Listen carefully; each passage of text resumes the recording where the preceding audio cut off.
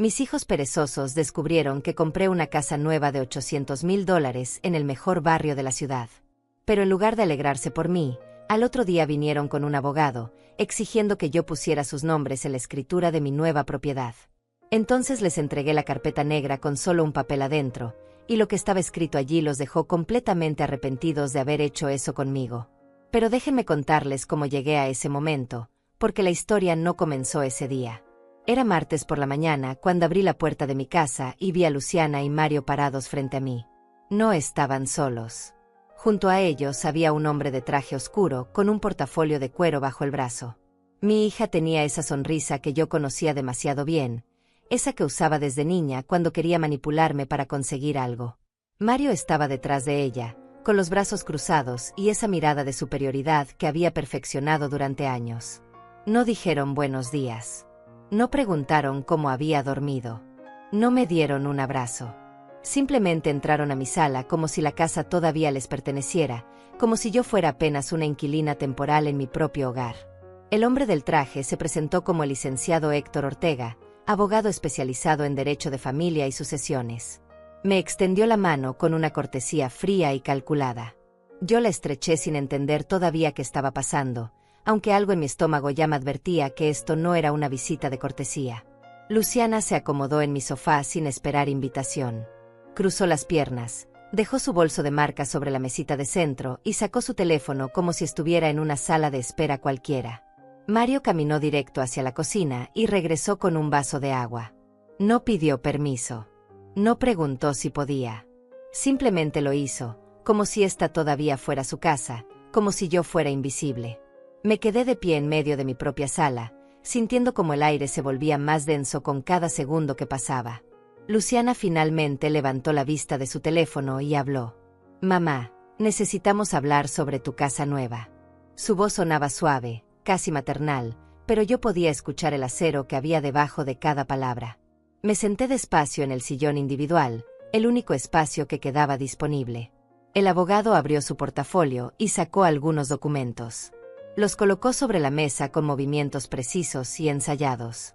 Luciana se inclinó hacia adelante, juntando las manos como si estuviera a punto de darme una noticia importante. Nos enteramos de que compraste una propiedad de $800,000 en el barrio Los Laureles. Su tono era acusatorio, como si yo hubiera cometido un crimen. Mario asintió desde su lugar junto a la ventana, observándome como un juez que ya había dictado sentencia. Sí, respondí con calma. Compré una casa. Es mi dinero y mi decisión.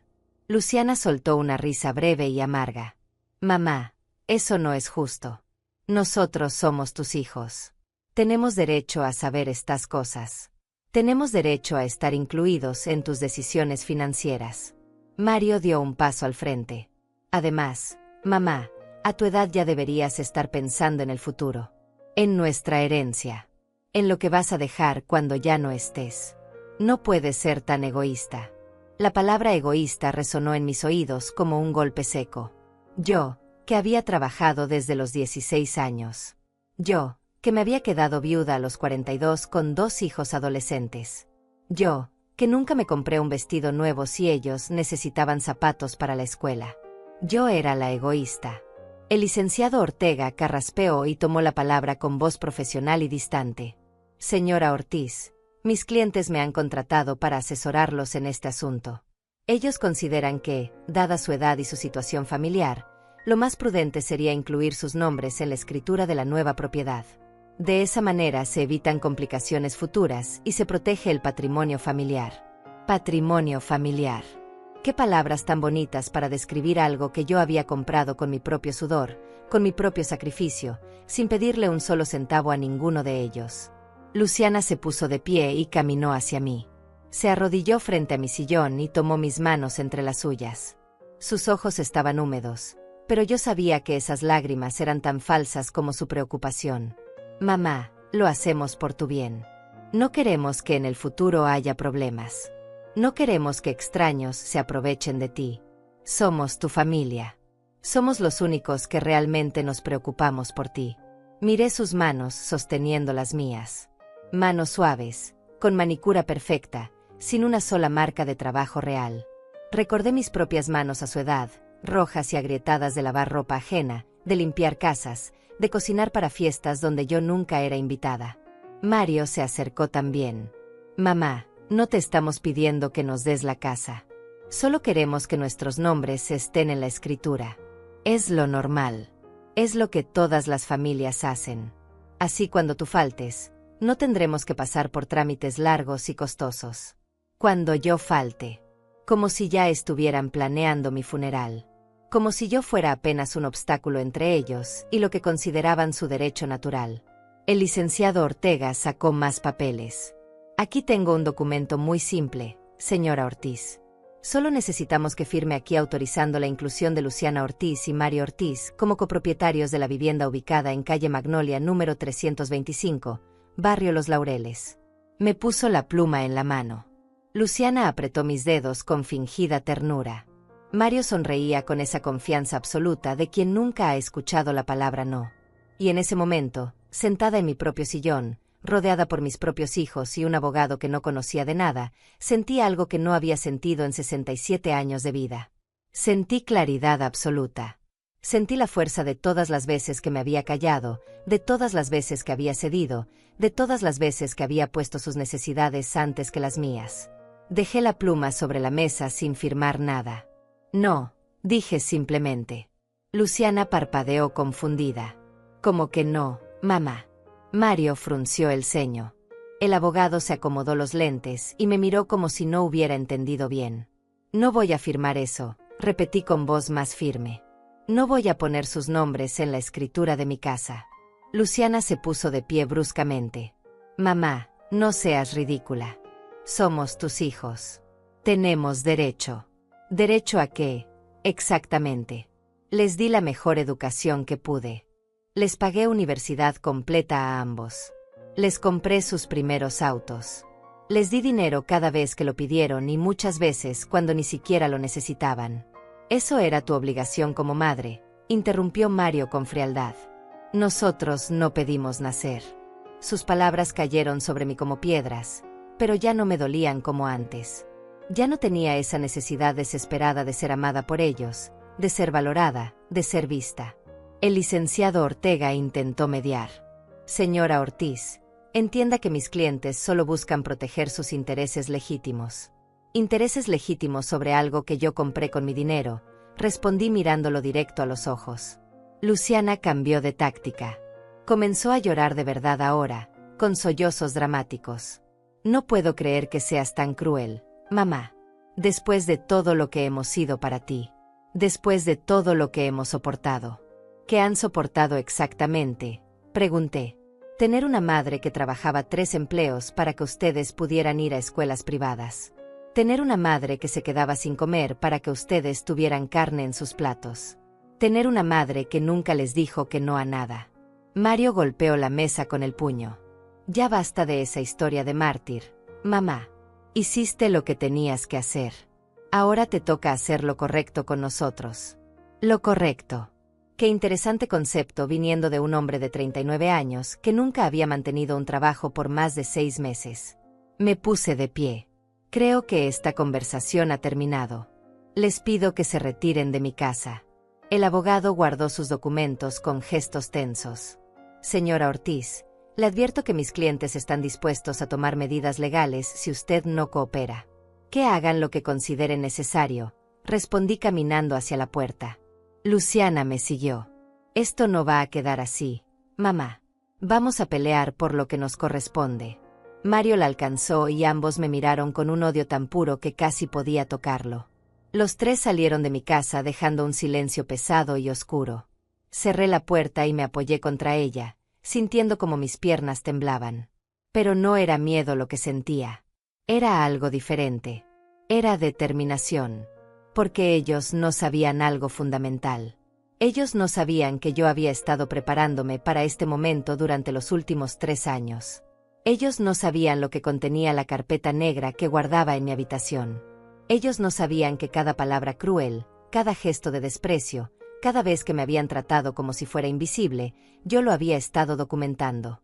Y muy pronto iban a descubrir exactamente qué tan preparada estaba. Después de que se fueron, me quedé sentada en mi sala durante horas. La luz de la tarde entraba por la ventana pintando sombras largas sobre el piso que yo misma había pulido tantas veces. Miré mis manos, estas manos de 67 años que habían trabajado sin descanso desde que tenía memoria. Necesito que entiendan cómo llegué hasta aquí. Necesito que sepan quién era yo antes de convertirme en la mujer invisible que mis hijos veían cuando me miraban. Nací en un pueblo pequeño donde las mujeres aprendían desde niñas que su valor estaba en servir. Mi madre me enseñó a cocinar, a limpiar, a callar. Mi padre nunca me preguntó qué quería ser cuando creciera porque para él la respuesta era obvia. Sería esposa. Sería madre. Sería sombra de alguien más importante. Me casé con Roberto cuando tenía 23 años. Él era apuesto, trabajador, y me prometió una vida mejor que la que había conocido. Durante los primeros años fue bueno conmigo. Tuvimos a Luciana cuando yo tenía 25. Mario llegó 3 años después. Yo dejé mi trabajo en la tienda de telas para cuidarlos tiempo completo, porque eso era lo que se esperaba de mí. Roberto trabajaba en una fábrica de autopartes. No ganábamos mucho, pero alcanzaba para vivir con dignidad. Yo estiraba cada peso como si fuera de goma. Compraba la carne más barata y la convertía en comidas que parecían de restaurante. Cosía la ropa de los niños cuando se rompía. Nunca tiraba nada que pudiera repararse. Cuando Luciana cumplió 14 años, Roberto murió. Fue un accidente en la fábrica, una máquina mal calibrada, un segundo de distracción. Me convertí en viuda a los 42 años con 2 hijos adolescentes y una pensión que apenas cubría el alquiler.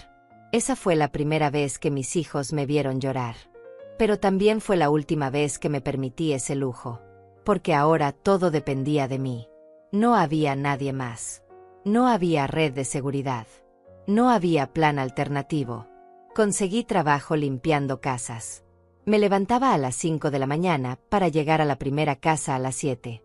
Limpiaba 4 casas al día, de lunes a sábado. Los domingos lavaba ropa ajena, 10 pesos por kilo. Mis manos se agrietaban del cloro. Mi espalda dolía cada noche. Pero Luciana y Mario tenían que terminar la escuela. Luciana quería estudiar administración de empresas. Mario quería ser ingeniero. Yo quería que ellos tuvieran las oportunidades que yo nunca tuve. Quería que no dependieran de nadie. Quería que fueran libres de una manera que yo nunca había sido. Trabajé doble turno durante 6 años para pagarles universidad privada. Ellos se quejaban porque no era la más prestigiosa de la ciudad. Se avergonzaban cuando sus compañeros preguntaban en qué trabajaba su madre. Aprendieron a decir que yo era ama de casa, como si limpiar baños ajenos no fuera trabajo real.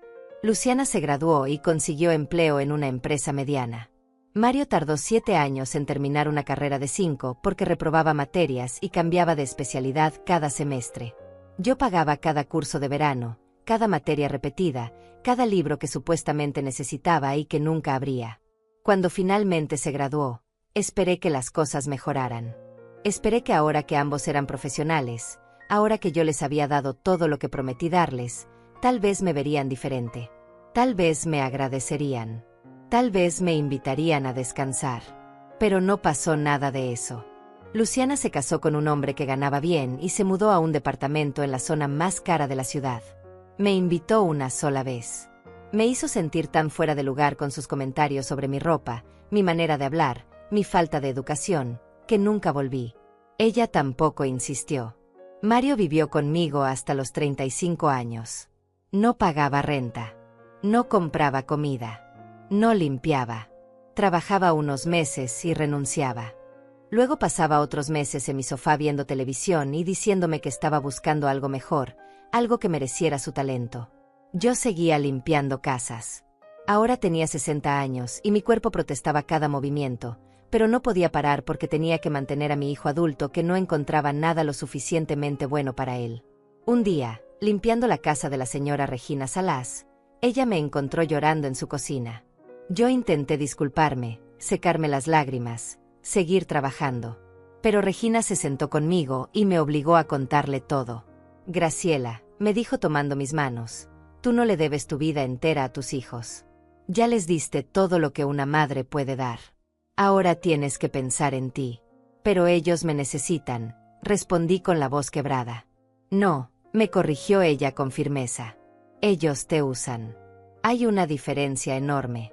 Regina tenía 64 años y era viuda como yo. Pero ella había tomado decisiones diferentes. Cuando sus hijos crecieron, ella vendió su casa grande y compró un departamento pequeño. Invirtió el resto del dinero. Viajaba 2 veces al año. Tenía amigas. Tenía vida propia. Me ofreció ayudarme. Me llevó con un asesor financiero que era amigo suyo. Ese hombre, el señor Jaime Meneses, revisó mi situación con paciencia. Me explicó que a pesar de ganar poco, yo había sido muy disciplinada.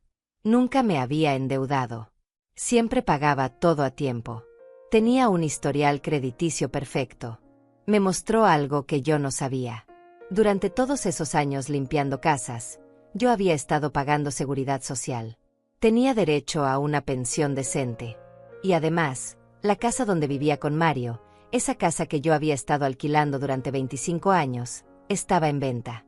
El dueño quería jubilarse y mudarse al campo. Podría comprarla, me dijo Jaime. Con un crédito pequeño y su pensión como garantía, esa casa podría ser suya. Yo no lo podía creer. Tener algo mío. Algo que nadie pudiera quitarme.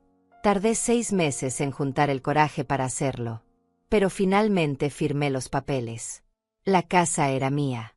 Por primera vez en 63 años, yo tenía algo con mi nombre en la escritura. Mario se enojó cuando se enteró. Pensó que yo debería haber puesto su nombre también. Pensó que tenía derecho automático porque vivía allí. Discutimos feo. Él me dijo cosas horribles. Me llamó egoísta, mala madre, vieja amargada. Esa noche empaqué sus cosas y le pedí que se fuera. Se fue maldiciendo, portazo mediante, jurando que nunca me perdonaría. Luciana llamó al día siguiente para gritarme por teléfono. ¿Cómo podía echar a mi propio hijo a la calle? ¿Qué clase de madre era yo? Ninguna de ellos preguntó dónde iba a vivir Mario. Ninguna le ofreció quedarse con ella. Luciana tenía 3 habitaciones vacías en su departamento lujoso, pero Mario terminó rentando un cuarto en una pensión barata. Durante 2 años no supe nada de mis hijos. 2 años de silencio absoluto. No llamaron en mi cumpleaños. No llamaron en Navidad. No llamaron cuando me enfermé de neumonía y pasé una semana en el hospital. Fue Regina quien me cuidó. Fue Regina quien pagó mis medicinas cuando mi pensión no alcanzó. Fue Regina quien me enseñó que familia no es solo sangre. Familia es quien aparece cuando todo se derrumba. En esos 2 años descubrí algo maravilloso. Descubrí el silencio sin culpa. Descubrí que se sentía no tener que justificar cada peso que gastaba. Descubrí que podía comprarme un vestido nuevo sin que nadie me hiciera sentir mal por ello. Empecé a ahorrar en serio. Cada mes guardaba una parte de mi pensión. Dejé de limpiar casas porque mi espalda ya no resistía, pero encontré trabajo cuidando a una señora mayor 3 veces por semana. Era menos pesado y pagaba casi igual. El asesor Jaime me ayudó a invertir mis ahorros de manera inteligente. Nada arriesgado. Nada complicado. Solo inversiones seguras que crecían despacio pero constante. Y entonces, hace 6 meses, pasó algo inesperado. La señora que yo cuidaba murió y me dejó dinero en su testamento. $200,000. Ella no tenía familia y en su carta explicó que yo había sido más hija para ella en 2 años que muchos en toda una vida. Lloré cuando el abogado me leyó esa carta. Lloré por la bondad de una extraña que me había visto cuando mi propia sangre me hacía invisible. Con ese dinero, más mis ahorros, más un crédito que Jaime me ayudó a conseguir, compré la casa de $800,000. No porque la necesitara. Mi casa actual era suficiente para mí. La compré porque podía. Porque quise. Porque era mía. Y fue Regina quien sin querer les contó a mis hijos. Ella los encontró en el supermercado y mencionó lo orgullosa que estaba de mí. Mencionó la casa nueva. Mencionó el barrio exclusivo. 24 horas después, Luciana y Mario estaban en mi puerta con un abogado. Ahora, sentada en mi sala vacía, entendí algo con claridad absoluta. Ellos no habían vuelto por amor. Habían vuelto por dinero. Y esta vez, yo estaba lista para ellos. Me levanté y caminé hacia mi habitación. Del fondo del armario saqué la carpeta negra. La abrí y revisé su contenido una vez más. documentos, fotografías, grabaciones, testimonios. 3 años de preparación silenciosa. Sonreí por primera vez en todo el día. Que vinieran con sus abogados. Que vinieran con sus amenazas. Que vinieran con su sentido de derecho sobre mi vida. Yo también tenía algo que mostrarles. Los días siguientes fueron de silencio tenso. Yo sabía que Luciana y Mario no se quedarían quietos. Los conocía demasiado bien. Habían probado la vía del chantaje emocional y había fallado. Ahora vendrían con algo más fuerte. No me equivoqué. El viernes por la tarde, mientras regaba las plantas de mi jardín, un auto negro se estacionó frente a mi casa. Reconocí el vehículo de inmediato. Era el de Luciana. Ella bajó con lentes oscuros y ropa cara, caminando con esos tacones que hacían ruido contra el pavimento como pequeños martillos. Mario venía detrás, hablando por teléfono, actuando importante como siempre. Pero esta vez no estaban solos. Con ellos venía una mujer que no conocía. Calculé que tendría unos 50 años, traje sastre gris, cabello recogido en un moño perfecto, y una expresión que podría congelar el infierno. Dejé la regadera y caminé hacia la entrada. No iba a dejarlos pasar tan fácilmente esta vez. «Mamá, necesitamos hablar», anunció Luciana quitándose los lentes. Su voz sonaba cansada, como si ella fuera la víctima en toda esta situación. «Ya hablamos el martes», respondí cruzando los brazos. Dije todo lo que tenía que decir. La mujer del traje dio un paso adelante. «Señora Ortiz, soy la licenciada Paola Dainais, especialista en Derecho Familiar y Protección de Adultos Mayores. Sus hijos me han contratado porque están genuinamente preocupados por su bienestar. Protección de adultos mayores».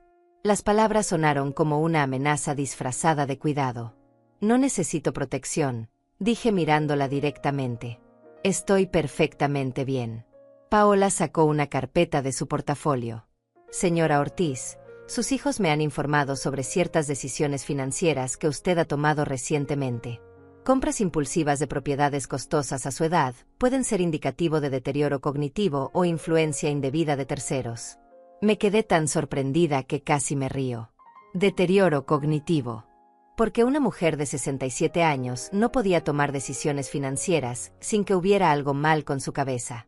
Mario se acercó con expresión preocupada que no me engañó ni por un segundo. «Mamá, solo queremos cuidarte. Sabemos que esa señora Regina ha estado metiéndose en tu vida. Tal vez te está manipulando. A tu edad es fácil ser engañada». «Regina no me manipula», respondí sintiendo como la rabia crecía en mi pecho. «Regina es mi amiga. Algo que ustedes nunca han sido». Luciana soltó un suspiro dramático. «¿Ves? Licenciada. Así nos habla. Nos trata como si fuéramos enemigos cuando solo queremos protegerla». La abogada asintió tomando notas. «Señora Ortiz, sus hijos están considerando iniciar un proceso legal para establecer una curatela. Eso significa que un juez evaluaría su capacidad para manejar sus propios asuntos. Una curatela. Querían declararme incapaz. Querían quitarme el control sobre mi propia vida, sobre mi propio dinero, sobre todo lo que había trabajado para conseguir. Ustedes no pueden hacer eso», dije aunque mi voz tembló ligeramente. Paola me miró con algo que podría haber pasado por lástima. «Señora Ortiz, cuando hay evidencia de que un adulto mayor está tomando decisiones que ponen en riesgo su patrimonio, la familia tiene derecho y obligación de intervenir. Gastar $800,000 en una propiedad innecesaria a los 67 años, alejarse de su familia, aislarse con amistades nuevas, todo eso son señales de alerta. No me estoy aislando. Me estoy liberando», respondí con toda la firmeza que pude reunir. Mario sacó su teléfono y comenzó a mostrarle fotos a la abogada. «Mire, licenciada, esta es la casa donde vivía mi madre. Simple pero digna. Y esta es la casa que compró. Es ridículamente grande para una persona sola. Claramente alguien la convenció de hacer esta compra. Yo la convencí», dije levantando la voz. «Yo decidí comprar esa casa porque quise. Porque trabajé toda mi vida y finalmente puedo darme ese gusto». Luciana negó con la cabeza. «Mamá, tú nunca has sido así. Siempre fuiste ahorrativa, sensata. Esto no es normal en ti. Por eso estamos preocupados». Tal vez no me conocen tan bien como creen, respondí. La abogada cerró su carpeta. Señora Ortiz, mis clientes me han pedido que intente resolver esto de manera amistosa antes de proceder legalmente. Si usted accede a incluir los nombres de Luciana y Mario en la escritura de la nueva propiedad, ellos estarían dispuestos a olvidar todo este asunto de la curatela. Ahí estaba. El verdadero motivo detrás de toda esta farsa. No les importaba mi bienestar. No les importaba mi salud mental. Solo querían la casa. ¿Y si me niego? Pregunté aunque ya conocía la respuesta. Entonces procederemos con la evaluación legal, respondió Paola con voz neutra. Se solicitará un peritaje psicológico, se revisarán todas sus transacciones financieras recientes, y un juez determinará si usted está en condiciones de manejar su propio patrimonio. Mario se acercó más. Mamá, no tiene que ser así. Solo firma los papeles y todo vuelve a la normalidad. Seguirás viviendo en tu casa, seguirás haciendo lo que quieras. Solo queremos asegurarnos de que cuando algo te pase, no haya complicaciones. Cuando algo me pase. Como si ya estuvieran planeando mi funeral otra vez. Luciana intentó tocar mi brazo, pero di un paso atrás. Mamá, por favor. Piensa en nosotros. Somos tus hijos. Somos tu sangre. No puedes preferir a extraños sobre tu propia familia. La miré a los ojos, a esta mujer de 45 años que una vez fue mi bebé, mi niña pequeña, mi razón para levantarme cada mañana. Y vi a una desconocida. Vi a alguien que había tomado todo lo que yo ofrecí y nunca devolvió nada. Vi a alguien que me amaba solo en la medida en que yo fuera útil. Necesito que se vayan de mi casa, dije con voz baja pero clara. Paola guardó sus documentos. Muy bien, señora Ortiz. Considérese formalmente notificada. Dentro de 5 días hábiles recibirá la citación judicial. Espero que reconsidere su posición antes de eso. Los tres se dieron vuelta y caminaron hacia el auto. Antes de subir, Mario me miró una última vez. Esto es culpa tuya, mamá. Nos estás obligando a hacer esto. Se fueron dejando una nube de polvo y amenazas en el aire. Cerré la puerta y me apoyé contra ella, sintiendo como mis piernas flaqueaban. Pero no lloré. No me permití ese lujo. Caminé hacia el teléfono y marqué el número de Regina. Ella contestó al segundo tono. Regina, necesito ayuda, dije simplemente. Voy para allá, respondió sin hacer preguntas. 20 minutos después estaba en mi sala. Le conté todo mientras ella escuchaba con expresión cada vez más seria. Cuando terminé, ella tomó mi mano. Graciela, esos hijos tuyos están jugando sucio. Pero tú tienes algo que ellos no saben que tienes. La carpeta negra, dije asintiendo. Exacto. Pero necesitas ayuda legal profesional. Necesitas a alguien que esté de tu lado. Sacó su teléfono y llamó a alguien. Jaime, soy Regina. Necesito que vengas a la casa de Graciela ahora mismo. Es urgente. El señor Jaime Meneses llegó 1 hora después. Ya no era solo mi asesor financiero. En estos 3 años se había convertido en alguien de confianza. Le expliqué la situación mientras él tomaba notas. Esto es acoso e intento de fraude encubierto, dijo finalmente. Están usando el sistema legal para intimidarte y obligarte a ceder tu propiedad. Pero se van a llevar una sorpresa. Abrí la carpeta negra sobre la mesa. Jaime comenzó a revisar los documentos uno por uno. Con cada página que pasaba, su expresión se volvía más seria y también más satisfecha. Graciela, esto es oro puro, dijo después de revisar todo. Tienes documentación de 3 años de negligencia, abandono, extorsión emocional y ahora intento de fraude. Más importante aún, tienes esto. Señaló un documento específico. Yo lo conocía bien. Era una renuncia firmada por Luciana y Mario hace 3 años, cuando me enfermé de neumonía y estuve hospitalizada. Ellos se negaron a hacerse cargo de mí. El hospital necesitaba a un familiar responsable y ambos firmaron documentos rechazando esa responsabilidad. Dijeron que no podían cuidarme, que no tenían tiempo ni recursos. Ese documento los descalifica automáticamente de cualquier curatela, explicó Jaime. Ellos mismos renunciaron a su responsabilidad familiar. No pueden venir ahora a reclamarla solo porque les conviene. Regina sonrió. Esos 2 idiotas se cavaron su propia tumba.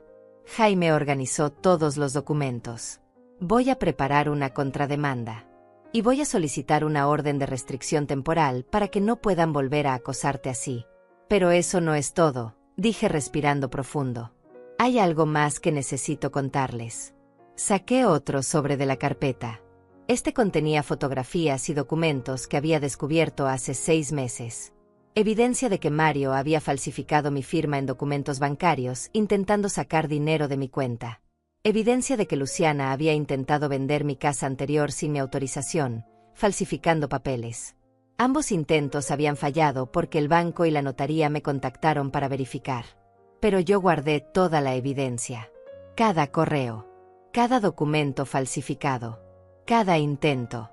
Jaime miró los papeles con incredulidad. Graciela, esto es intento de fraude. Esto es un delito penal. Lo sé, respondí. Por eso lo guardé. Porque sabía que algún día lo intentarían de nuevo. Regina me abrazó. Eres más fuerte de lo que ellos jamás imaginaron. Jaime empezó a hacer llamadas. Contactó a colegas, pidió favores, movió hilos.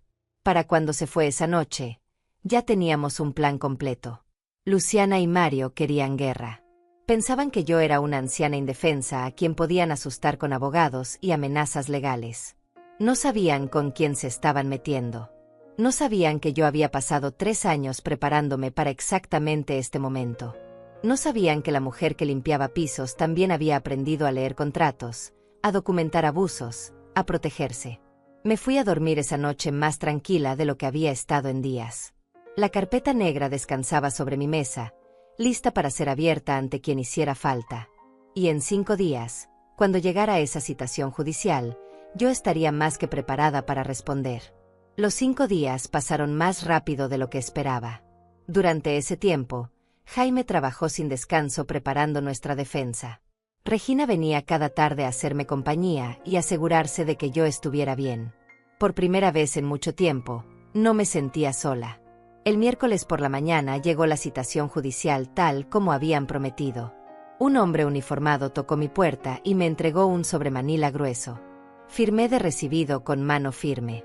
Él me miró con algo parecido a la lástima, probablemente pensando que era otra anciana siendo arrastrada a los tribunales por familia codiciosa. Si tan solo supiera. Abrí el sobre en mi mesa de comedor. El lenguaje legal era complicado, lleno de palabras técnicas que costaba entender, pero la esencia era clara. Luciana Ortiz y Mario Ortiz solicitaban que se evaluara mi capacidad mental para manejar mis propios asuntos. Alegaban deterioro cognitivo, susceptibilidad a manipulación externa y comportamiento financiero errático. Había una fecha de audiencia preliminar. 10 días a partir de ese momento. También había una lista de evidencias que ellos planeaban presentar. Testimonios de vecinos que supuestamente me habían visto confundida. Registros de mi compra reciente calificándola de impulsiva e irracional. Y algo que me heló la sangre, una declaración de un médico que yo nunca había visitado, sugiriendo posible demencia senil. Llamé a Jaime inmediatamente. Ya lo sé, dijo antes de que yo pudiera hablar. Me llegó copia esta mañana. Ese médico es un fraude que trabaja para abogados sin escrúpulos. Hace diagnósticos sin ver pacientes a cambio de dinero. Ya presenté una queja formal ante el colegio médico. Pero pueden usar eso en mi contra, dije sintiendo un nudo en el estómago. No si nosotros presentamos evidencia real primero. Tengo programada una evaluación completa para ti mañana con la doctora Alma Ortega, una neuropsicóloga de prestigio. Ella hará pruebas exhaustivas y certificará que estás en pleno uso de tus facultades. Esa noche casi no dormí. No por miedo exactamente, sino por rabia. Rabia de que mis propios hijos estuvieran dispuestos a difamarme, a destruir mi reputación, a inventar enfermedades que no tenía, todo por dinero. La evaluación con la doctora Ortega duró 4 horas. Me hizo pruebas de memoria, razonamiento lógico, comprensión verbal, análisis numérico. Me preguntó sobre mi historia, mis decisiones recientes, mis planes futuros. Fue exhaustivo y agotador. Al final, ella sonrió. Señora Ortiz, usted está más lúcida que muchas personas de 40 años que veo en mi consulta. Su memoria es excelente, su razonamiento es claro, y sus decisiones financieras muestran planeación cuidadosa, no impulsividad. Voy a certificar eso por escrito. Sentí un peso enorme salir de mis hombros. Gracias, doctora. Ella tomó mi mano. He visto muchos casos como el suyo. Hijos adultos que esperan heredar y se impacientan. Es más común de lo que la gente piensa. No permita que la hagan sentir mal por cuidar de usted misma. Con el certificado médico en mano, Jaime fortaleció nuestra contrademanda. Pero él tenía algo más planeado, algo que me explicó en su oficina 2 días antes de la audiencia.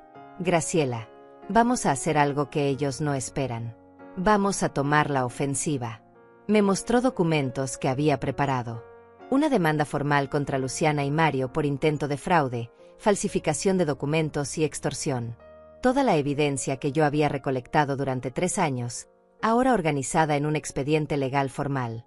Pero hay algo más que necesito, dijo mirándome seriamente. Necesito que traigas la carpeta negra a la audiencia preliminar. La carpeta negra. Mi as bajo la manga. Van a querer negociar cuando vean lo que tenemos, continuó Jaime. Pero antes de mostrar todo nuestro arsenal, quiero ver sus caras cuando comprendan que no estás indefensa. Asentí. La carpeta estará conmigo. El día de la audiencia preliminar amaneció gris y frío. Me vestí con mi mejor ropa, un traje sencillo pero digno que Regina me había ayudado a escoger. Nada ostentoso, nada que me hiciera ver como si estuviera gastando dinero irresponsablemente. Solo una mujer mayor, presentable y serena. Regina insistió en acompañarme. Jaime nos recogió a ambas y fuimos juntos al juzgado. Durante el trayecto, repasamos el plan una vez más. Déjame hablar a mí, recordó Jaime. Si el juez te hace preguntas directas, responde con calma y claridad. No te dejes provocar por nada que Luciana o Mario digan. En el estacionamiento del juzgado vi el auto de Luciana. Ella y Mario ya estaban allí, junto a la licenciada Paola Dainais y el primer abogado, Héctor Ortega. Los 4 hablaban en grupo, seguros de sí mismos, probablemente celebrando anticipadamente su victoria. Cuando me vieron bajar del auto con Jaime y Regina, sus expresiones cambiaron. Sorpresa primero, luego molestia. No esperaban que yo trajera representación legal seria. Entramos al edificio en silencio. El pasillo olía a papel viejo y desinfectante. Nuestros pasos resonaban contra el piso de mármol desgastado. Nos sentamos en bancas de madera dura a esperar nuestro turno. Luciana y Mario se sentaron al otro lado del pasillo. Podía sentir sus miradas, pero no volteé a verlos. Mantuve la vista al frente, la espalda recta, las manos sobre mi regazo sosteniendo la carpeta negra. Mamá, escuché la voz de Mario. Todavía puedes arreglar esto. Solo habla con nosotros. No respondí. Jaime había sido claro, 0 comunicación con ellos fuera de la sala de audiencias. Señora Ortiz, intentó la licenciada Paola. Como abogada, le aconsejo que considere un acuerdo. Los procesos legales son costosos y desgastantes. ¿Para qué pasar por todo esto? Mi abogado responderá cualquier propuesta formal en el momento apropiado, dije sin mirarla. Regina apretó mi mano dándome fuerza. Finalmente nos llamaron. Entramos a una sala pequeña con una mesa larga y sillas a cada lado. No era un tribunal formal todavía, solo una audiencia preliminar ante un mediador judicial. Un hombre de unos 60 años con lentes gruesos y expresión de haber visto todo en la vida. Buenos días, comenzó. Soy el mediador Alberto Salás. Estoy aquí para escuchar ambas partes y determinar si este caso procede a juicio formal o si puede resolverse mediante acuerdo. Por favor, tomen asiento. Nos sentamos en lados opuestos. Luciana y Mario con sus 2 abogados a un lado. Yo con Jaime y Regina al otro. La carpeta negra descansaba sobre la mesa frente a mí. El mediador revisó los documentos. Tenemos aquí una solicitud de curatela por parte de los hijos, Luciana Ortiz y Mario Ortiz, alegando incapacidad de su madre Graciela Ortiz para manejar sus asuntos. También tengo una contrademanda del abogado Jaime Meneses alegando acoso y extorsión. Esto es inusual. Señor mediador, comenzó Paola Dainais. Mis clientes son hijos preocupados por el bienestar de su madre. Ella ha tomado decisiones financieras cuestionables recientemente, incluyendo la compra impulsiva de una propiedad de $800,000 que no necesita. Creemos que está siendo influenciada por terceros con intereses económicos. Jaime levantó una ceja. ¿Terceros con intereses económicos? ¿Se refiere a mí o a la señora Regina Salas? Me refiero a cualquiera que se esté aprovechando de una mujer vulnerable, respondió Paola. Regina comenzó a levantarse indignada, pero Jaime le hizo un gesto para que se calmara.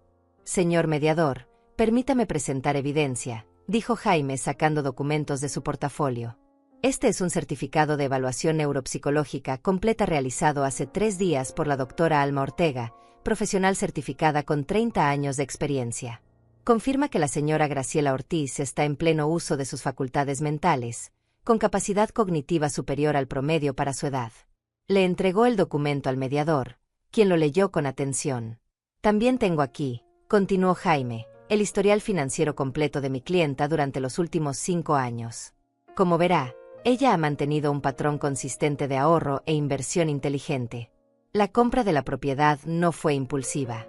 Fue planeada durante 18 meses, con asesoría profesional, y financiada mediante una combinación de ahorros personales, herencia legítima y un crédito hipotecario que ella califica perfectamente para pagar.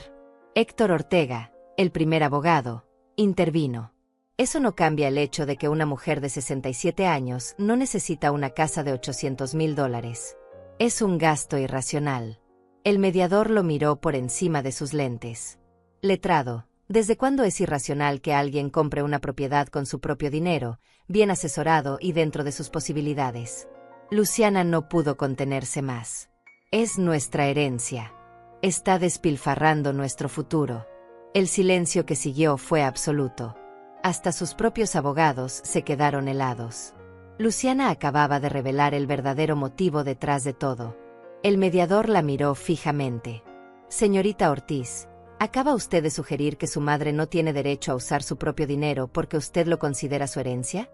Luciana se dio cuenta de su error demasiado tarde. Yo no quise decir eso. Es que creo que dijo exactamente lo que quiso decir, interrumpió Jaime. Y ese es el núcleo de este caso. Mis clientes no están preocupados por el bienestar de su madre. Están preocupados por su acceso a la fortuna de ella. Mario intentó recuperar el control. Eso no es cierto. Amamos a nuestra madre. ¿De verdad?, preguntó Jaime con voz peligrosamente suave. Entonces dígame, señor Ortiz, ¿cuándo fue la última vez que visitó a su madre antes de enterarse de la compra de la casa? Mario abrió la boca, pero no salió nada. Se lo diré yo, continuó Jaime. Hace 2 años y medio. No la visitó cuando estuvo hospitalizada con neumonía. No la visitó en su cumpleaños. No la visitó en ninguna festividad. Eso no. Y ahora, interrumpió Jaime colocando otro documento sobre la mesa, pasemos a algo realmente interesante. Era el documento del hospital. La renuncia firmada por ambos. Cuando su madre estuvo gravemente enferma hace 3 años, el hospital necesitó designar a un familiar responsable. Tanto usted como su hermana firmaron este documento rechazando esa responsabilidad. Declararon formalmente que no podían ni querían hacerse cargo de ella. El mediador leyó el documento. Paola Dainais intentó objetar, pero el mediador levantó la mano. Déjeme ver si entiendo, dijo lentamente. Ustedes renunciaron formalmente a la responsabilidad sobre su madre cuando ella los necesitaba. Pero ahora quieren que se les otorgue curatela sobre ella cuando tiene dinero. ¿Es eso correcto? Es más complicado que eso, intentó explicar Héctor. No, lo interrumpió el mediador. Es exactamente así de simple. Miré la carpeta negra sobre la mesa. Todavía no la había abierto. Todavía no había mostrado todo lo que contenía. Y ya estábamos ganando. Jaime me miró y asintió levemente. Era hora de soltar la bomba final. Coloqué mis manos sobre la carpeta negra. Todos en la sala notaron el gesto. El mediador me miró con curiosidad. Luciana y Mario intercambiaron miradas nerviosas. Incluso sus abogados parecían inquietos. Señor mediador, dije con voz clara y firme. Hay algo más que necesita ver. Abrí la carpeta despacio, saboreando cada segundo. Dentro había años de dolor convertidos en evidencia. Años de silencio transformados en poder. Saqué el primer documento y lo deslicé hacia el mediador.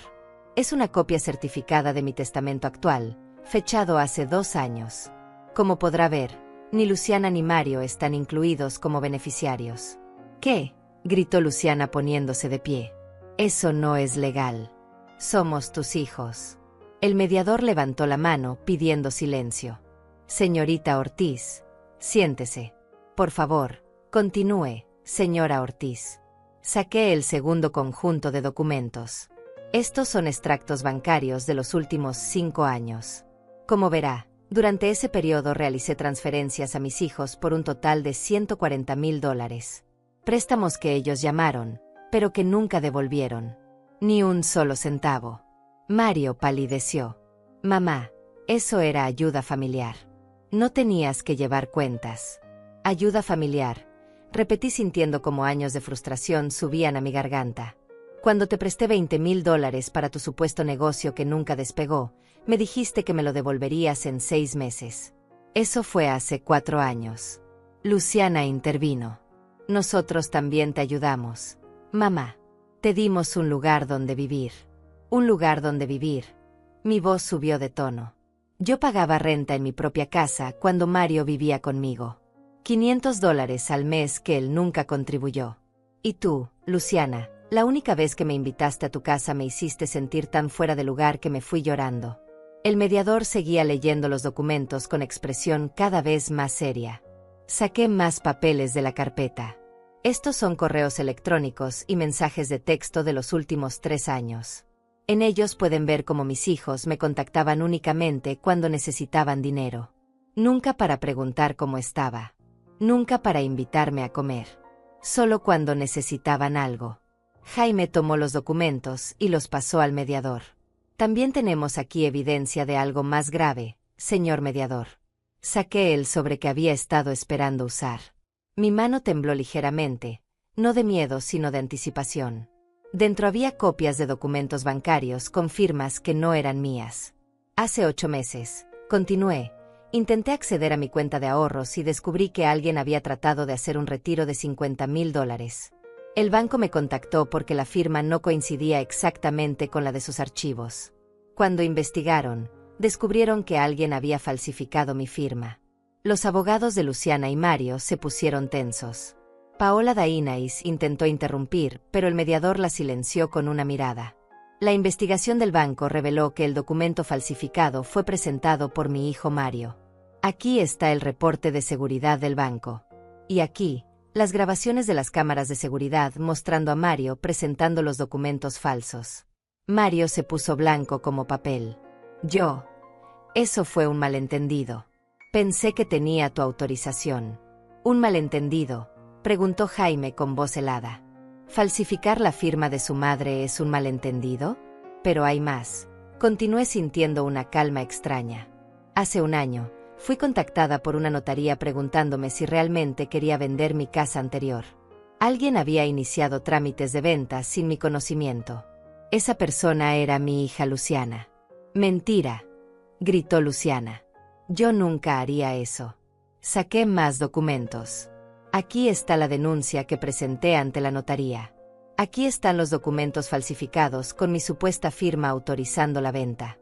Y aquí, señor mediador, está el peritaje caligráfico que confirma que esa firma no es mía. También está el registro de llamadas de Luciana a la notaría haciéndose pasar por mí. El silencio en la sala era tan denso que se podía cortar. Los abogados de mis hijos parecían estar en shock. Héctor Ortega revisaba frenéticamente sus propios documentos como si buscara una salida. Paola Dainais había cerrado su portafolio y parecía estar calculando cómo distanciarse de sus clientes. El mediador se quitó los lentes y los limpió lentamente. Su expresión era indescifrable. Señora Ortiz, ¿está usted diciéndome que sus hijos intentaron robarle mediante fraude en 2 ocasiones separadas? Sí, señor. Y tengo evidencia documentada de ambos intentos. El banco decidió no proceder legalmente porque yo no quise presentar cargos en ese momento. La notaría tampoco procedió porque detuvimos el fraude a tiempo. Pero conservé toda la evidencia porque sabía que algún día la necesitaría. Jaime se puso de pie. Señor mediador, como puede ver, este no es un caso de hijos preocupados por una madre vulnerable. Este es un caso de hijos adultos con un patrón documentado de intentos de fraude que, al ver frustrados sus esfuerzos ilegales, ahora intentan usar el sistema legal para conseguir lo que no pudieron robar. Paola Dainais finalmente habló. Señor mediador, yo no tenía conocimiento de ninguna de estas acusaciones. Mis clientes me dijeron que su madre estaba siendo manipulada. Porque es lo que ellos querían que usted creyera, respondió Jaime. Pero la evidencia cuenta otra historia. El mediador miró a Luciana y Mario. Él tenía ese tipo de mirada que solo dan años de ver lo peor de la naturaleza humana en salas de justicia. ¿Tienen algo que decir en su defensa? Mario intentó hablar, pero su voz salió como un susurro. Mamá, nosotros solo necesitábamos el dinero. Tú no lo estabas usando. Pero era mío, dije sintiendo lágrimas que me negaba a derramar. Era el resultado de 67 años de trabajo. De sacrificio. De levantarme cada día cuando mi cuerpo rogaba por descanso. Y ustedes creyeron que tenían derecho a tomarlo porque sí. Luciana intentó un último ataque. Tú nos debes, mamá. Nos criaste. Esa era tu obligación, pero también nos debes por todos esos años. ¿Qué les debo?, repetí incrédula. Les di educación universitaria que me costó años de trabajo extra. Les di cada centavo que me pidieron. Les di un hogar, comida, ropa. Les di todo y ustedes me dieron 2 años de silencio cuando más sola estaba. Saqué otro documento de la carpeta. Esta es una carta que les escribí hace 1 año y medio cuando salí del hospital después de la neumonía. Nunca la envié porque sabía que no la leerían. En ella les contaba lo asustada que estaba, lo sola que me sentí, como no tener a nadie en ese hospital fue lo más doloroso de toda la enfermedad. Mi voz se quebró ligeramente, pero continué. Regina era una vecina en ese entonces. Ella fue quien me visitó todos los días. Ella fue quien pagó medicinas que yo no podía costear. Ella fue más familia en 2 semanas que ustedes en toda la vida. Regina me tomó la mano sobre la mesa. El mediador observaba todo con expresión grave. Señor mediador, intervino Jaime. Mi clienta no solo está defendiéndose de una curatela injusta. Está preparada para presentar cargos formales por intento de fraude y falsificación de documentos contra ambos hijos. Tenemos toda la evidencia necesaria. Solo hemos esperado para darles una oportunidad de retractarse y desistir de esta farsa. Héctor Ortega y Paola Dainais se miraron entre ellos. Claramente no habían firmado para defender criminales. Paola habló primero. Señor mediador, solicito un receso para consultar con mis clientes. Denegado, respondió el mediador con firmeza. Creo que ya he escuchado suficiente. Y creo que estos jóvenes necesitan escuchar algo muy claro. Se puso de pie y todos hicimos lo mismo. Mario Ortiz, Luciana Ortiz, lo que han intentado hacer aquí hoy es una perversión del sistema legal. Usar la protección de adultos mayores como herramienta de extorsión es despreciable. Pero intentar hacerlo contra una madre que claramente está más capacitada mentalmente que ustedes es patético. Luciana intentó protestar, pero el mediador continuó. He revisado la evidencia presentada. La señora Graciela Ortiz está en pleno uso de sus facultades. Sus decisiones financieras son racionales y bien planeadas. La solicitud de curatela queda denegada completamente. Mamá, por favor, suplicó Mario. No hagas esto. Lo miré a los ojos. Yo no hice nada. Ustedes hicieron todo esto. Yo solo me estoy defendiendo. El mediador volvió a hablar. Además, estoy remitiendo copias de toda esta evidencia al fiscal del distrito para que evalúe si proceden cargos criminales por fraude y falsificación. Señora Ortiz, ¿desea usted presentar cargos formales? Todas las miradas se clavaron en mí. Este era el momento. El momento de decidir si quería justicia completa o si todavía había algo de madre en mí dispuesta a perdonar. Miré a Luciana con sus ojos llenos de lágrimas de cocodrilo. Miré a Mario con su expresión de víctima incomprendida. Y supe la respuesta. Sí, dije con voz firme. Deseo presentar cargos formales contra ambos. Luciana se derrumbó en su silla. Mario se puso pálido. Sus abogados comenzaron a guardar sus cosas rápidamente, claramente queriendo distanciarse del desastre. El mediador firmó varios documentos. Esta audiencia ha concluido. Los acusados serán notificados formalmente de los cargos en su contra. Les sugiero que consigan buenos abogados penalistas porque los van a necesitar. Salimos de esa sala en silencio. En el pasillo, Regina me abrazó fuerte. Lo hiciste, Graciela. Realmente lo hiciste. Jaime sonreía con satisfacción profesional. Eso fue perfecto. La evidencia fue devastadora. Pero yo no sentía triunfo todavía. Sentía un vacío extraño. Había esperado este momento durante tanto tiempo y ahora que había llegado, me sentía extrañamente tranquila. Detrás de nosotros escuché los pasos apresurados de Luciana y Mario saliendo del edificio. No volteé a verlos. No había nada más que decir. La carpeta negra descansaba bajo mi brazo. Ya había cumplido su propósito. Pero la historia no había terminado aún. Todavía faltaba el acto final. Los días siguientes fueron extraños. Esperaba sentirme aliviada después de la audiencia, pero en cambio sentía una mezcla de emociones que no podía nombrar. Había ganado la batalla legal, había expuesto a mis hijos, había protegido mi patrimonio. Pero también había perdido algo que nunca recuperaría. Jaime me llamó 3 días después de la audiencia preliminar. Graciela, necesito que vengas a mi oficina. Han pasado cosas. Llegué esa tarde con Regina. Jaime tenía documentos esparcidos sobre su escritorio y una expresión que no podía descifrar completamente. Había algo de satisfacción, pero también preocupación. Siéntense, dijo señalando las sillas frente a su escritorio. Tengo noticias buenas y noticias que van a enojarlas. Empecemos con las malas, dije preparándome. El fiscal revisó la evidencia que presentamos y decidió proceder con los cargos. Eso es bueno. Pero durante la investigación descubrieron algo más. Jaime sacó un folder nuevo. Luciana y Mario no solo intentaron defraudarte a ti, también falsificaron documentos para obtener un crédito usando tu casa como garantía sin tu conocimiento. Me quedé helada. ¿Qué?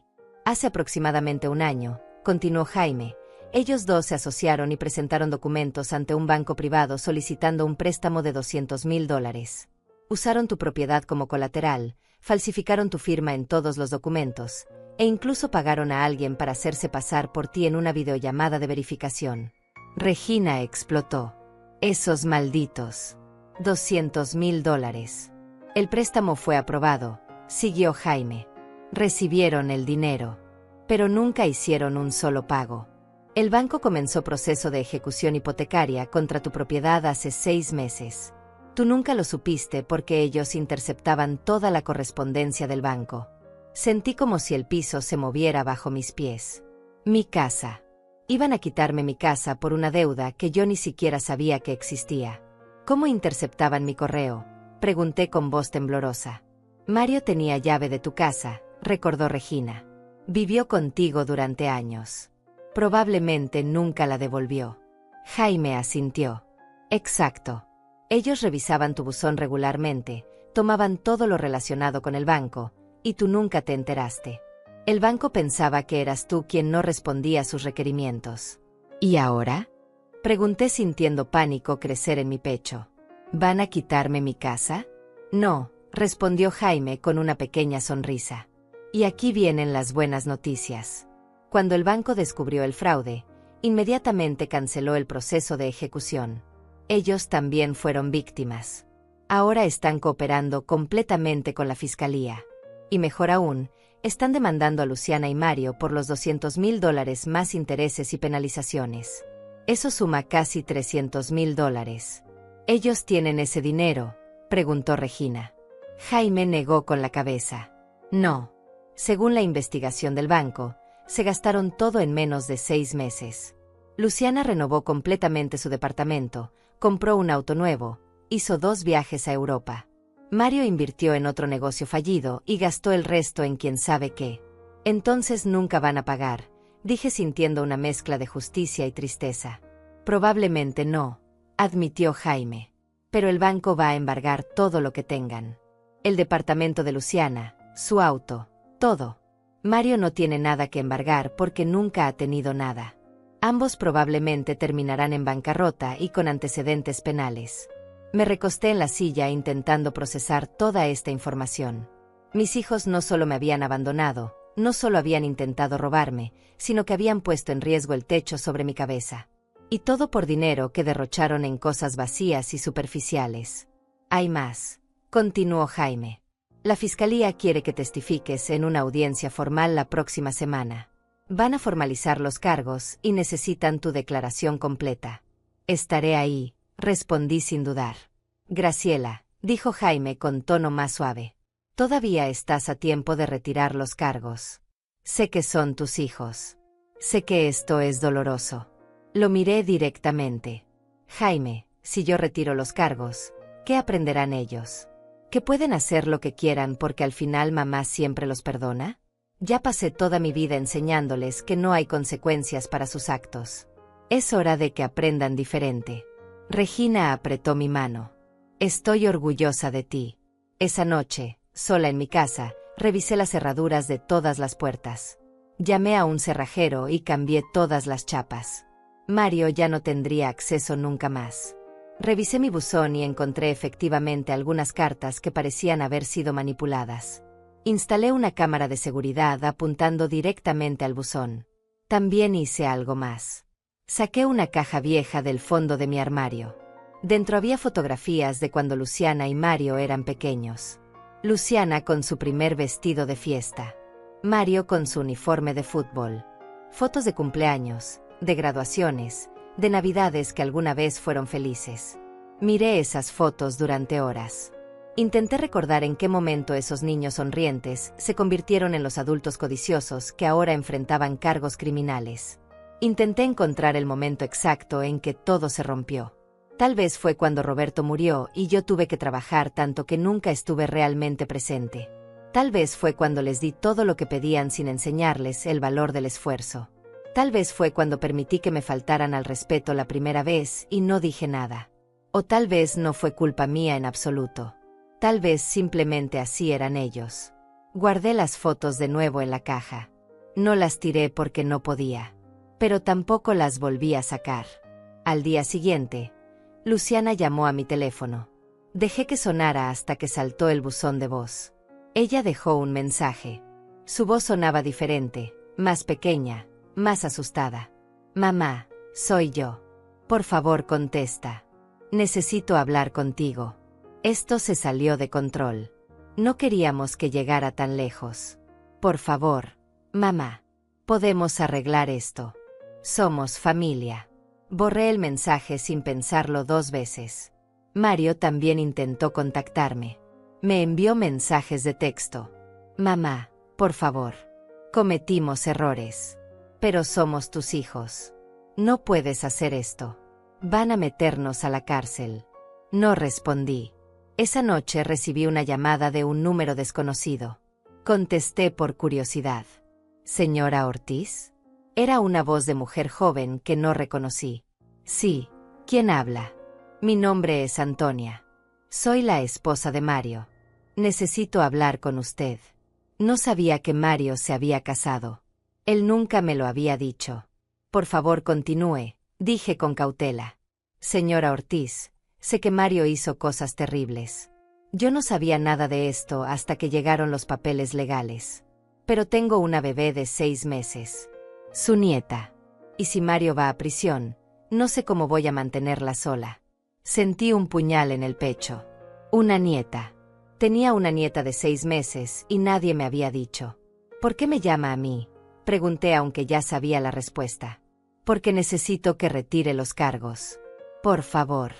No por Mario, sino por su nieta.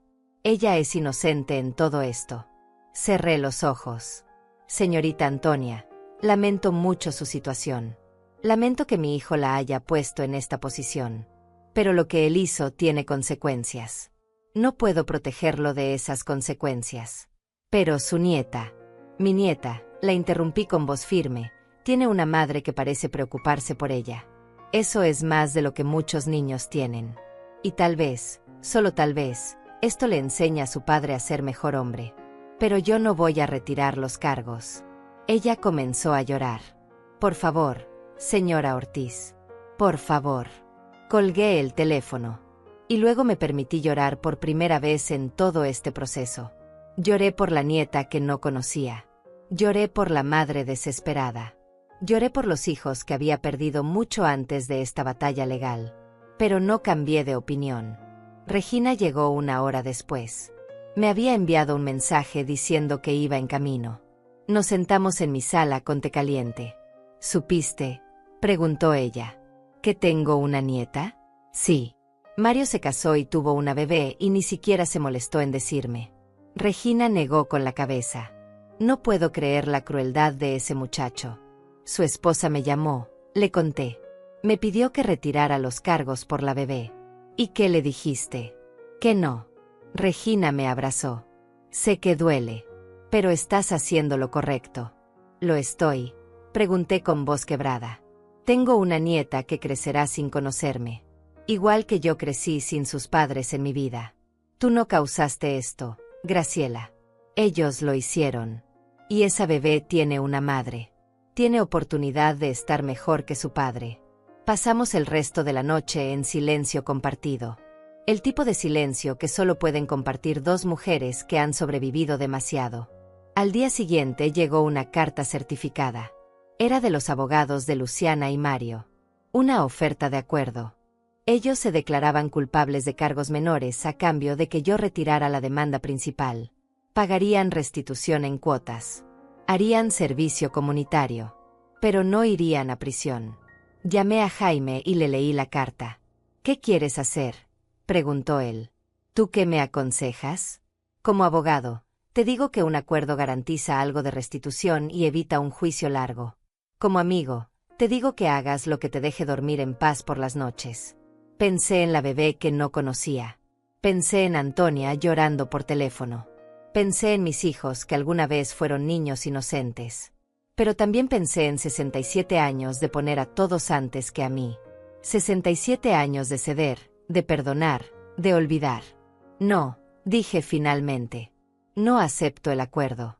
Que el fiscal proceda con todos los cargos. ¿Estás segura? Más segura de lo que he estado en toda mi vida.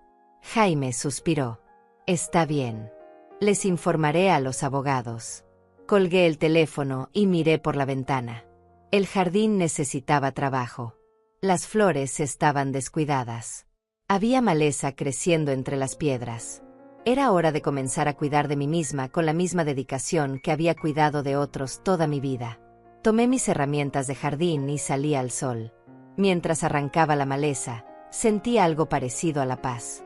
La tormenta no había terminado, pero yo estaba firme en medio de ella. La semana antes de la audiencia formal pasó en una extraña calma. Había rechazado el acuerdo y ahora todo seguiría su curso legal. Jaime me había explicado que el proceso podría tomar meses, pero que con la evidencia que teníamos, el resultado era casi seguro. Yo había tomado una decisión y me mantendría firme. Pero eso no significaba que fuera fácil. El lunes por la mañana, mientras preparaba café, escuché un auto estacionarse frente a mi casa. Miré por la ventana y vi un vehículo oficial. 2 personas bajaron, una mujer de mediana edad con portafolio y un hombre uniformado. Tocaron a mi puerta con golpes firmes y profesionales. Abrí con cautela, manteniendo la cadena de seguridad puesta. «Señora Graciela Ortiz», preguntó la mujer mostrando una identificación. «Soy la trabajadora social Valeria Meneses y él es el oficial Marco Salas. Venimos de parte de la Fiscalía del Distrito». Los dejé pasar después de verificar sus credenciales. Nos sentamos en la sala y Valeria sacó algunos documentos. «Señora Ortiz, estamos aquí porque el caso contra sus hijos ha escalado. El fiscal ha decidido tratarlo como fraude agravado y asociación delictiva. Eso significa que las consecuencias son más serias de lo que inicialmente se pensaba». Asentí sin decir nada. El oficial Marco habló con voz grave, pero no un kind. «También estamos investigando si hubo más víctimas. Su caso no es aislado. Hemos descubierto que Mario Ortiz tiene un patrón de fraudes menores en los últimos 5 años. Pequeñas estafas que nunca se reportaron formalmente. No me sorprendió. Mario siempre había tenido facilidad para convencer a la gente, para hacer promesas que nunca cumplía. Ahora sabía que no era solo irresponsabilidad, era un patrón deliberado». Valeria continuó. «El motivo de nuestra visita es doble. Primero, necesitamos que firme algunos documentos adicionales autorizando el acceso completo a sus registros financieros para la investigación. Segundo, queremos asegurarnos de que usted está bien, que tiene apoyo durante este proceso. Firmé los documentos sin dudar. Y sí, tengo apoyo. Tengo amigos que han estado conmigo. ¿Familia?, preguntó Valeria. La que tengo está siendo procesada por la justicia, respondí con una sonrisa amarga. Valeria asintió con comprensión. Ella había visto esto antes. Podía notarse en sus ojos. He trabajado muchos casos de abuso familiar y financiero contra adultos mayores. Más de los que la gente imagina. Usted está haciendo lo correcto al defenderse. No me siento como si estuviera haciendo lo correcto, admití. Me siento como si estuviera destruyendo a mis propios hijos. Señora Ortiz, dijo el oficial Marco inclinándose hacia adelante. Usted no está destruyendo nada. Ellos tomaron sus decisiones. Cometieron delitos. Usted simplemente se está negando a ser cómplice de esos delitos protegiéndolos. Después de que se fueron, me quedé sentada en mi sala por largo rato. El peso de todo esto comenzaba a sentirse real. Mis hijos iban a enfrentar consecuencias serias. Posiblemente prisión. Definitivamente antecedentes criminales que arruinarían sus vidas. Y yo era quien había puesto todo en movimiento. El teléfono sonó sacándome de mis pensamientos. Era Regina. Graciela, enciende las noticias. Canal 7. Tomé el control remoto con manos temblorosas. En la pantalla apareció un reportero frente al juzgado. En noticias locales, 2 adultos han sido arrestados por cargos de fraude múltiple y falsificación de documentos. Luciana Ortiz, de 45 años, y Mario Ortiz, de 39, fueron detenidos esta mañana en una operación coordinada por la Fiscalía del Distrito. Sentí como si me hubieran golpeado en el estómago. Arrestados. No sabía que eso sucedería tan pronto. El reportero continuó. Los hermanos están acusados de defraudar a múltiples víctimas, incluyendo a su propia madre de 67 años, por montos que superan los $400,000. La Fiscalía describe esto como un patrón de comportamiento criminal que se extendió por varios años. La pantalla mostró a Luciana siendo escoltada por policías, sus manos esposadas, su rostro oculto detrás de lentes oscuros. Luego Mario, con la cabeza baja, entrando a un vehículo policial. Mi bebé. Mi niño. Así era como los veía en ese momento, no como los adultos criminales que eran, sino como los niños que alguna vez fueron. Apagué la televisión. El teléfono comenzó a sonar de inmediato. Números desconocidos. Probablemente reporteros. No contesté ninguno. Regina llegó 30 minutos después. Me encontró sentada en el mismo lugar, mirando la pantalla negra del televisor. Graciela, dijo suavemente. Los arrestaron, susurré. Los esposaron como criminales comunes. Porque cometieron crímenes, Graciela. No comunes, sino graves. Son mis hijos, Regina. Los cargué en mi vientre. Los amamanté. Les enseñé a caminar. Y ellos eligieron usar esas piernas para caminar por el camino equivocado. Tú no hiciste eso. Ellos lo hicieron. El timbre sonó. Regina fue a abrir. Era Jaime con una expresión seria.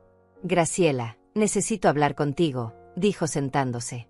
La fiscalía movió rápido porque descubrieron algo más. Mario estaba planeando huir del país. Tenía boletos de avión comprados para esta noche. Por eso ordenaron los arrestos inmediatos. Huir, repetí incrédula. ¿Iba a dejar a su esposa y su bebé? Aparentemente sí, confirmó Jaime. Su esposa, Antonia, fue quien alertó a las autoridades. Encontró los boletos y documentos falsos que Mario había preparado. Solo había un boleto. Solo para él. Hasta el final, Mario solo pensaba en sí mismo. La audiencia de fianza es mañana, continuó Jaime. La fiscalía va a argumentar que ambos son riesgo de fuga. Probablemente permanecerán detenidos hasta el juicio. ¿Cuánto tiempo?, pregunté. Si no consiguen fianza, podrían estar 3 o 4 meses en prisión preventiva hasta que haya juicio. Después, si son declarados culpables, podrían ser entre 2 y 7 años dependiendo de todos los cargos. Cerré los ojos. Años. Mis hijos pasarían años en prisión. Graciela, dijo Jaime con tono suave. Todavía puedes hablar con el fiscal. Todavía puedes pedir clemencia. No para que se retiren los cargos. Eso ya no es posible con las otras víctimas involucradas. Pero podrías pedir que consideren sentencias reducidas. Lo pensé. Realmente lo pensé. Pero entonces recordé la llamada de Antonia llorando. Recordé que Mario iba a abandonar a su propia hija. Recordé los $200,000 que arriesgaron mi casa. Recordé cada vez que me hicieron sentir invisible, inútil, descartable. No, dije finalmente. Que la justicia siga su curso. Al día siguiente fue la audiencia de fianza. Jaime me advirtió que no tenía que ir, que era solo un procedimiento. Pero sentí que debía estar ahí. Regina insistió en acompañarme. Llegamos temprano y nos sentamos en las bancas del fondo. La sala se llenó rápidamente. Reconocí a Antonia sentada del otro lado, cargando a una bebé pequeña. Mi nieta. La niña tenía los ojos de Mario, la misma forma de la cara. Sentí un dolor físico en el pecho. Luciana y Mario fueron traídos esposados, vestidos con uniformes de prisión. Se veían demacrados, asustados, pequeños. Luciana me vio y sus ojos se llenaron de lágrimas.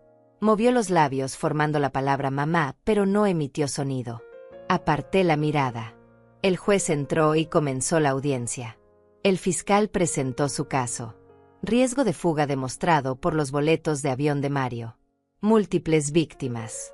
Evidencia sólida de premeditación. Solicitaba que permanecieran detenidos sin fianza. Los abogados defensores, nuevos porque Héctor y Paola se habían retirado del caso, argumentaron que ambos tenían raíces en la comunidad, que Luciana tenía un departamento y trabajo, que Mario tenía familia.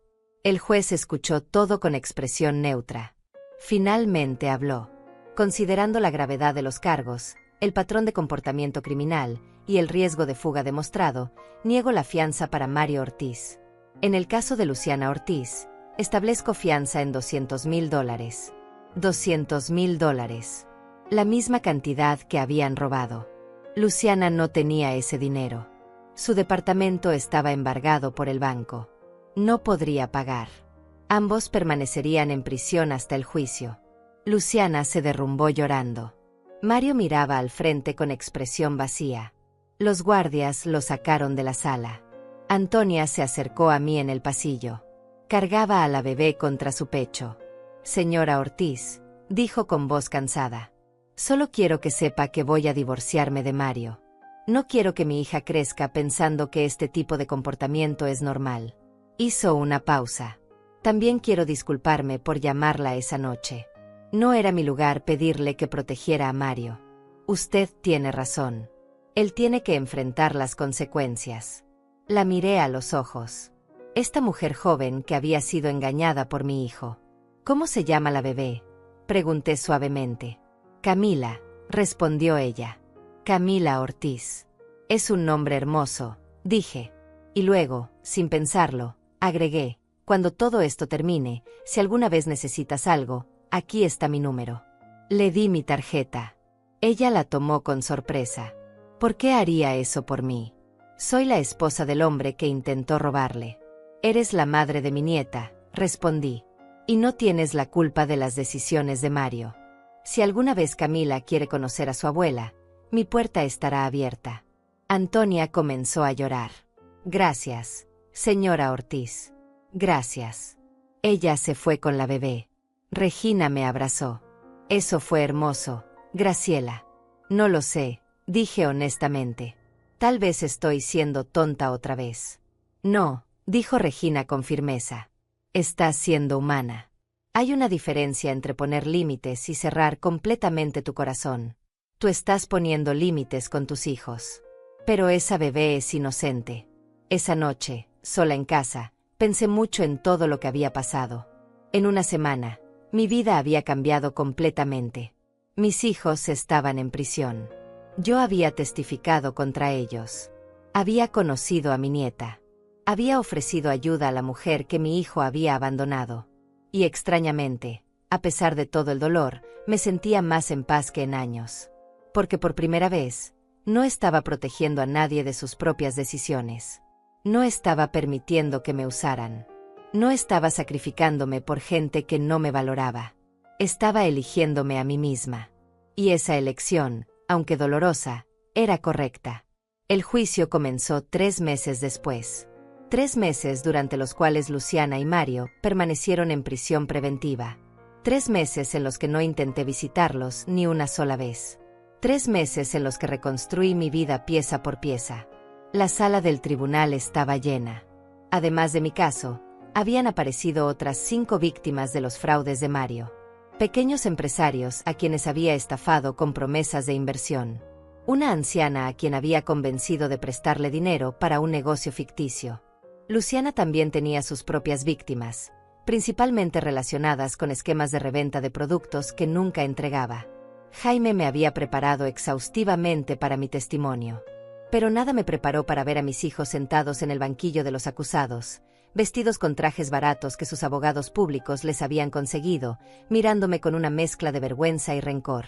El fiscal me llamó al estrado el segundo día del juicio. Caminé con la cabeza en alto, juré decir la verdad, y me senté. Señora Ortiz, comenzó el fiscal. ¿Puede contarle al jurado cuál fue su relación con los acusados? Son mis hijos, respondí con voz clara. Luciana es mi hija mayor. Mario es mi hijo menor. Los crié sola después de que mi esposo murió hace 25 años. ¿Y cómo describiría su relación con ellos en los últimos años? Inexistente hasta que descubrieron que había comprado una casa nueva.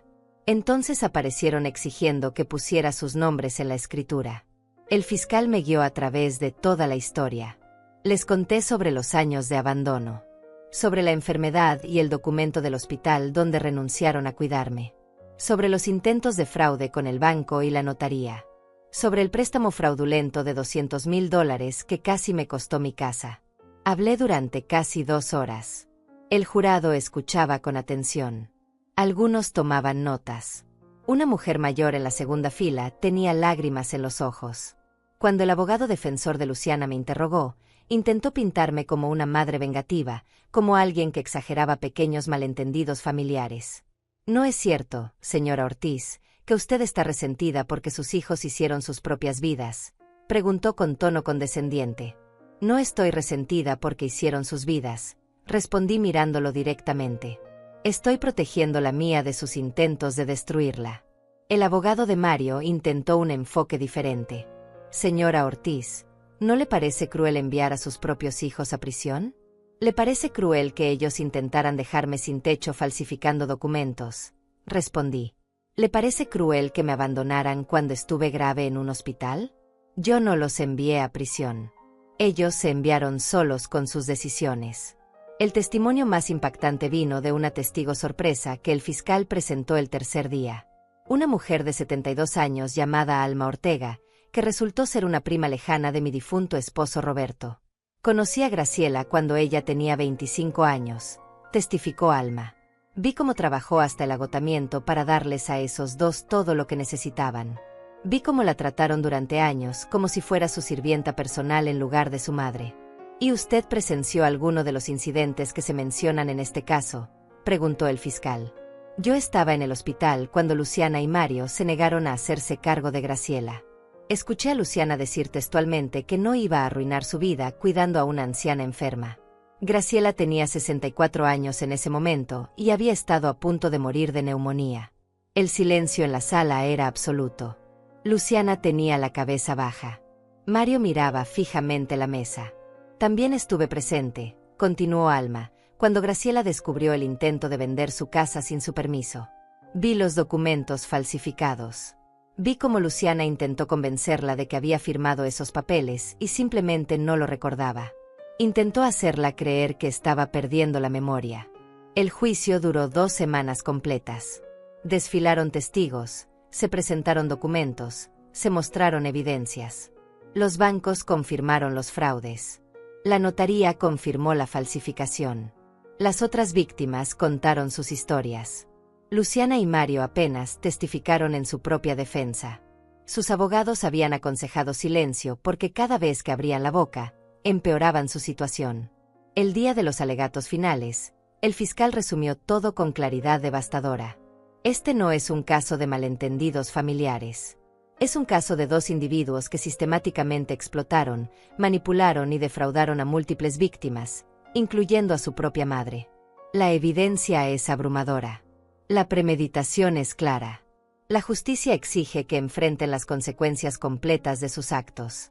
Los abogados defensores hicieron lo que pudieron, pero no había mucho que argumentar contra montañas de evidencia documental y testimonios consistentes. El jurado se retiró a deliberar. Regina y yo esperamos en el pasillo. Jaime paseaba nervioso, aunque decía estar seguro del resultado. Tardaron apenas 4 horas. Tiempo récord para un caso así, comentó Jaime. Es buena señal. Volvimos a entrar a la sala. El jurado regresó. El juez pidió el veredicto. En el caso del Estado contra Mario Ortiz, ¿cómo encuentra el jurado al acusado? Culpable de todos los cargos, respondió el portavoz del jurado. En el caso del Estado contra Luciana Ortiz, culpable de todos los cargos. Mario cerró los ojos. Luciana comenzó a llorar. Yo me quedé inmóvil, sintiendo un extraño vacío. El juez anunció que la sentencia se dictaría en 2 semanas. Pero todos sabían lo que venía. Con las condenas por fraude múltiple, falsificación y asociación delictiva, ambos enfrentaban varios años en prisión. Salimos del tribunal en silencio. Afuera, los reporteros esperaban. Me rodearon con micrófonos y cámaras. Señora Ortiz, ¿cómo se siente ahora que sus hijos han sido declarados culpables? Miré a las cámaras. Me siento triste porque llegamos a este punto. Me siento aliviada porque la verdad salió a la luz. Y me siento en paz porque finalmente me defendí. ¿Algún mensaje para sus hijos? Espero que usen este tiempo para reflexionar sobre sus decisiones. Y espero que algún día entiendan que las consecuencias de sus actos no son castigo, sino justicia. Nos alejamos entre el mar de reporteros.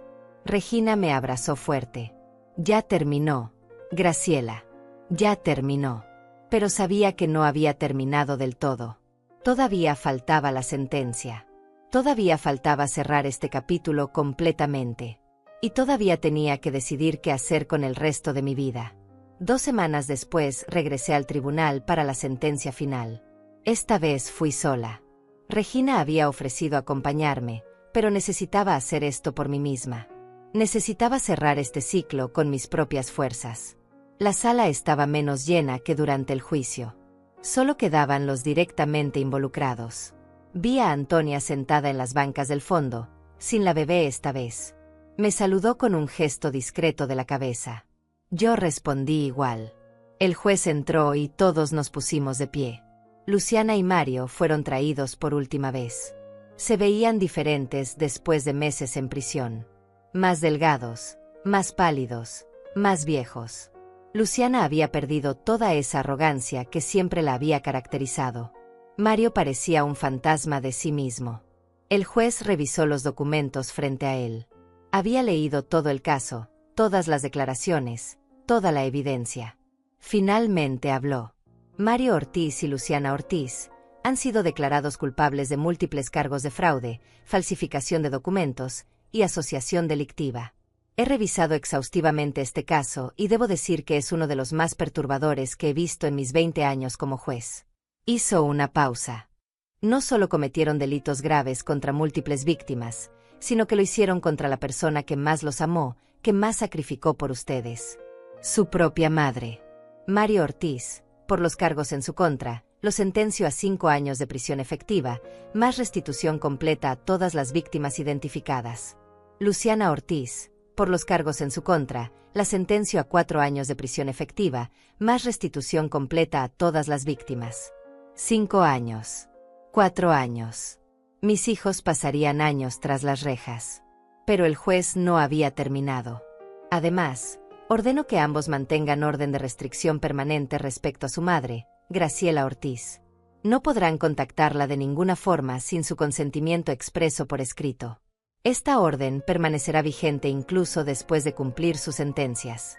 Luciana sollozó fuerte. Mario mantuvo la cabeza baja. Los guardias se acercaron para llevárselos. En ese momento, Luciana me miró directamente.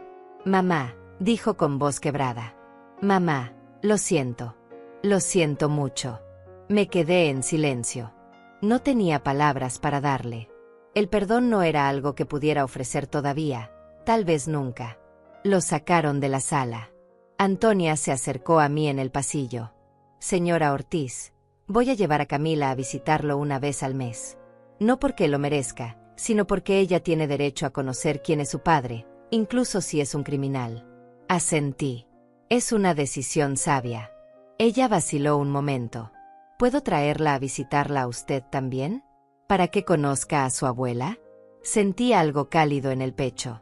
Me encantaría, respondí honestamente. Salí del tribunal por última vez.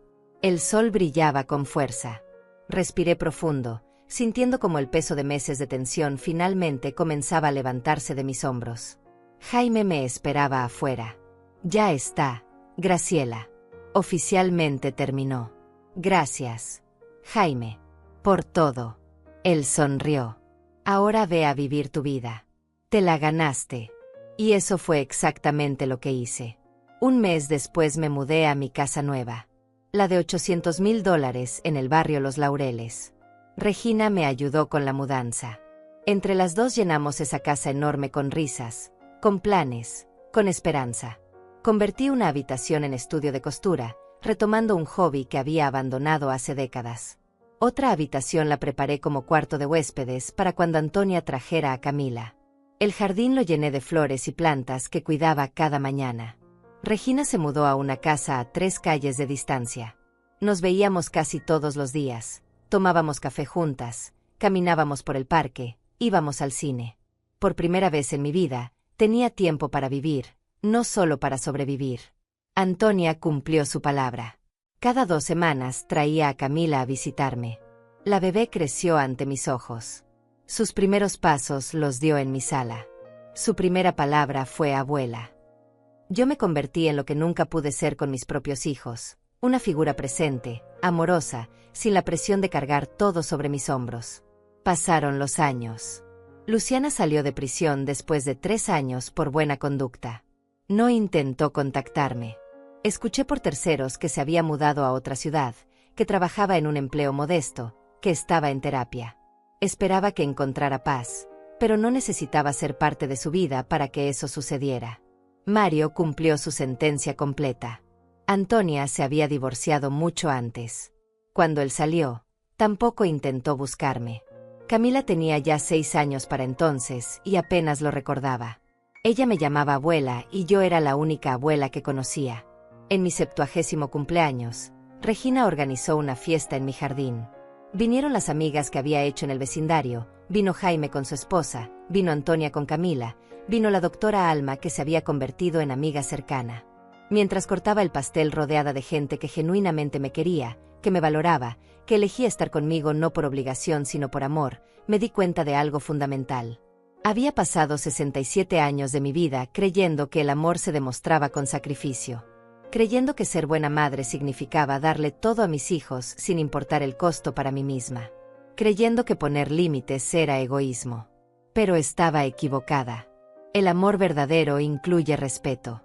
El sacrificio sin reciprocidad no es amor, es explotación. Y cuidar de mí misma no solo no era egoísmo, era necesario para poder ser la mejor versión de mí para quienes realmente me valoraban. Esa noche, después de que todos se fueron, me senté en mi terraza mirando las estrellas. En mi regazo descansaba la carpeta negra, ya vacía. Había cumplido su propósito. Ya no necesitaba guardar evidencias ni protegerme con documentos. La justicia había triunfado. Pero más importante aún, yo había triunfado. Había recuperado mi vida. Había recuperado mi dignidad. Había recuperado mi voz. Y aunque el camino había sido doloroso, aunque había perdido a mis hijos en el proceso, había ganado algo mucho más valioso. Me había ganado a mí misma. Esa casa de $800,000 no era solo una propiedad. Era el símbolo de mi libertad. Era la prueba de que yo valía, de que merecía cosas buenas, de que mi vida tenía valor más allá de lo que podía dar a otros.